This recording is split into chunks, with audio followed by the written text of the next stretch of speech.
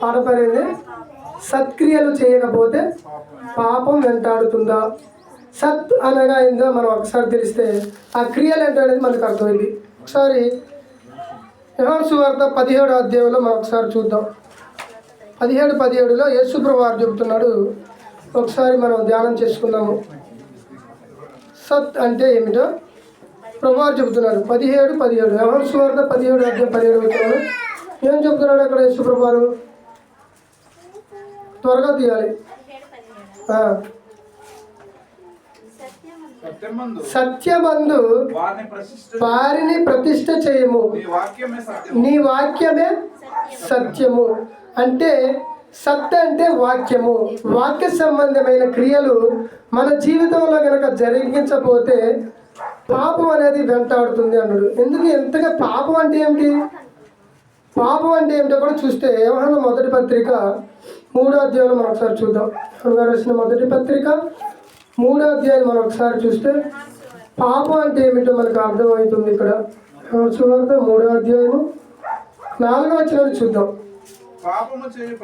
పాపం చేసే ప్రతివాడు ఆజ్ఞను అతిక్రమించును, ఆజ్ఞ అతిక్రమమే పాపము. అంటే దేవుని యొక్క ఆజ్ఞలను మనం అతిక్రమించడమే పాపం అంటున్నాడు.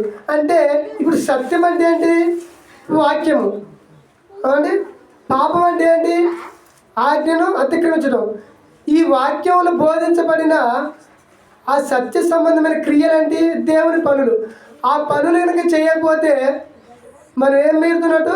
ఆజ్ఞను మీరుతున్నట్టు. ఆజ్ఞ మీరినవండి అప్పుడు పాపం ఏం చేస్తుంది? ఆటోమేటిక్ మనలో ప్రవేశిస్తుంది అనమాట. అంటే సత్క్రియలు చేయకపోతే పాపం అనేది మనలో ఏం చేస్తుంది? ప్రవేశించుతుంది. ఎలా ప్రవేశించిందో ఒక భక్తుని జీవితాన్ని మనం ఒకసారి చూద్దాం. ఆయన గురించి మనం ఆలోచిస్తే ఒకసారి మనం చూద్దాం. రాజుల 2వ గ్రంథములో మనం చూద్దాం. పాత నిబంధన కాలంలో భక్తులు ఆయా జీవితాలలో జరిగిన కొన్ని సందర్భాలను మనం ఆలోచిస్తే మనకి అర్థమైంది. ప్రియమైన దేవుని వాళ్ళారా, ఒకసారి రాజుల 2వ గ్రంథము అధ్యాయం వచ్చి 20వ అధ్యాయము 1వ వచనంలో చూద్దాం. ఆ దినములలో హిజ్కియాకు మరణకరమైన రోగం అనేది కలిగింది. ఎందుకు కలిగింది మరణకరమైన రోగం? ఆ రోగం ఎందుకు రావాలి? ఈ హిజ్కియా ఎవరు? ఇశ్రాయేలుల మీద పరిపాలించే ఒక రాజు. రాజుగా ఉన్న ఈయన ఇశ్రాయేలులకి కదండి, మామూలుకి వ్యక్తులు కాదేనా. సాక్షాత్తు దేవుడు ఏర్పాటు చేసుకున్న అబ్రహాము సంతానం నుండి వచ్చిన వాళ్ళే ఈ ఇశ్రాయేలులు. ఈ ఇశ్రాయేలుని ఎవరు ఏర్పాటు చేసుకున్నాడు? దేవుడు ఏర్పాటు చేసుకున్నాడు.